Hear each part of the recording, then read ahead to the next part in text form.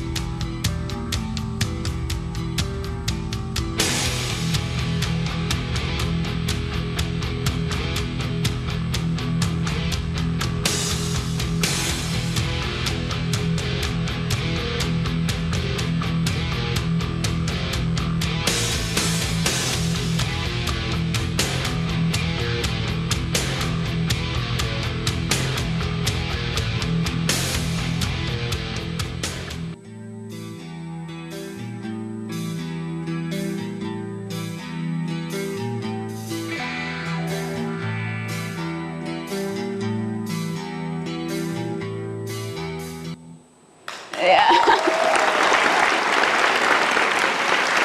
Sehari bisa sampai 11 titik. Itu apa yang paling diingat dari rangkaian perjalanan itu, Pak? Banyak. Jadi misalnya di Jawa Barat, karena sudah dijadwalkan, saya pernah di pondok pesantren itu diterima jam 2:30 pagi. 2:30 pagi? Iya. Masih ada orang itu? Masih komplit. Komplit.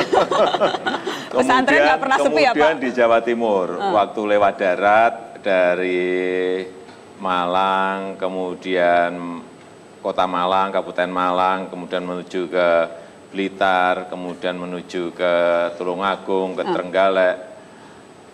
Di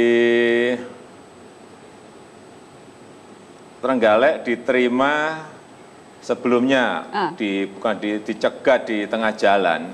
Cegat maksudnya gimana? Ya dicegat, tidak masuk di dalam planning, tapi mereka nyegat, ribuan orang nyegat di jalan. Suruh keluar, suruh ngomong. Di tengah jalan suruh berhenti? Iya, dan itu nggak sekali, 2 kali, puluhan kali seperti itu. Sehingga itulah yang menyebabkan kenapa kita sering terlambat itu. Yang tidak masuk ke dalam perencanaan, kemudian nyegat di jalan. Dan memaksa untuk kita naik ke panggung. Jadi panggung dadakan di tengah jalan? Mobil, biasanya mobil suruh naik ke atas mobil itu. Oh gitu? Suruh ngomong-ngomong. Jadi betul-betul harus spontan ngomong di situ? Iya.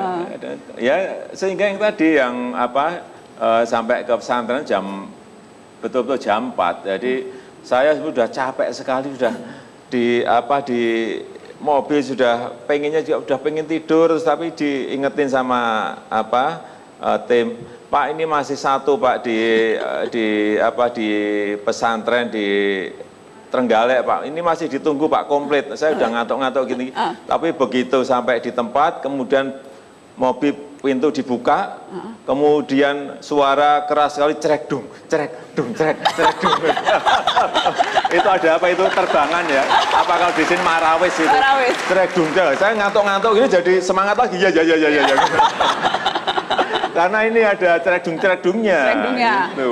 Jadi masa di sana cerek dung saya ngantuk-ngantuk kan nggak mungkin. Jadi langsung Bapak masuk. Semangat lagi, ngomong lagi. Jadi sekarang saya tahu rahasianya kalau Pak Jokowi ngantuk kita langsung cerek dung gitu ya Pak. Tapi dari seluruh rangkaian kampanye terakhir Pak di GBK, konser Salam Dua Jari. Itu kan fenomenal, ramai sekali. Ada cuplikan foto-fotonya, saya ingin kita lihat sama-sama cuplikan foto-fotonya ini yang digagas oleh para relawan.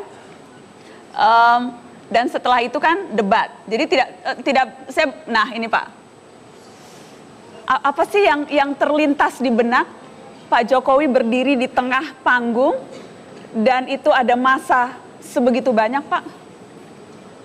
Ya, saya terus terang begitu saya buka pintu masuk di Gelora Bung Karno, saya betul-betul tidak membayangkan sama sekali bahwa massa akan sebanyak itu.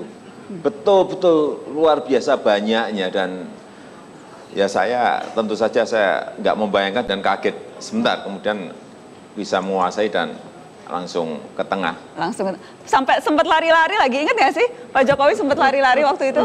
Iya, lari-lari. Lari-lari. Kenapa? Karena panggungnya kan panjang, kalau jalan-jalan kan yang nunggu kelamaan. Ya.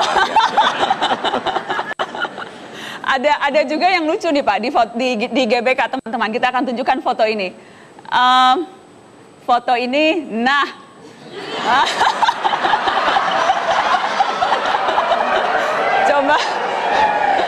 Coba tolong dijelaskan Pak, supaya Ibu Iriana tidak berpikir macam-macam Pak Jokowi. Itu siapa Pak yang menjawil dagu? Kalau seperti ini tidak sekali, dua kali, ratusan kali gitu.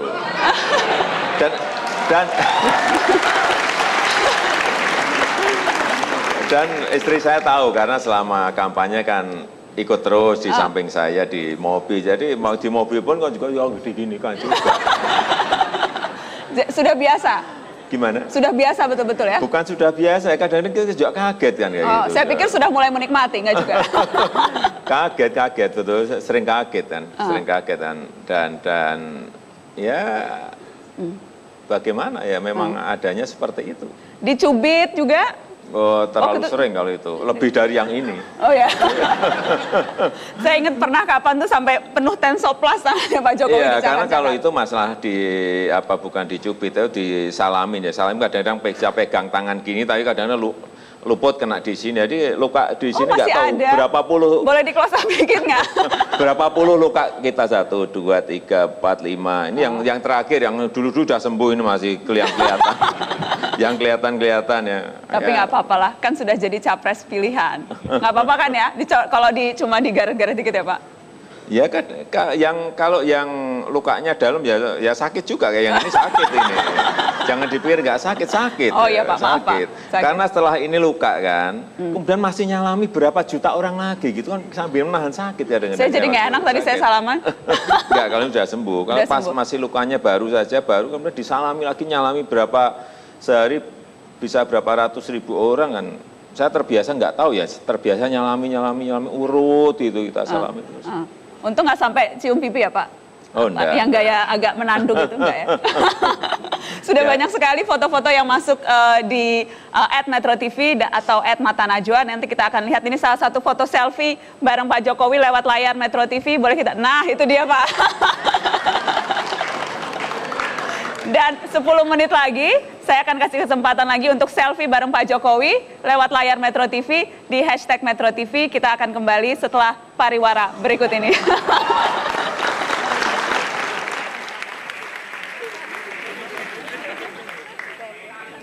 Selamat pagi Pak Jokowi.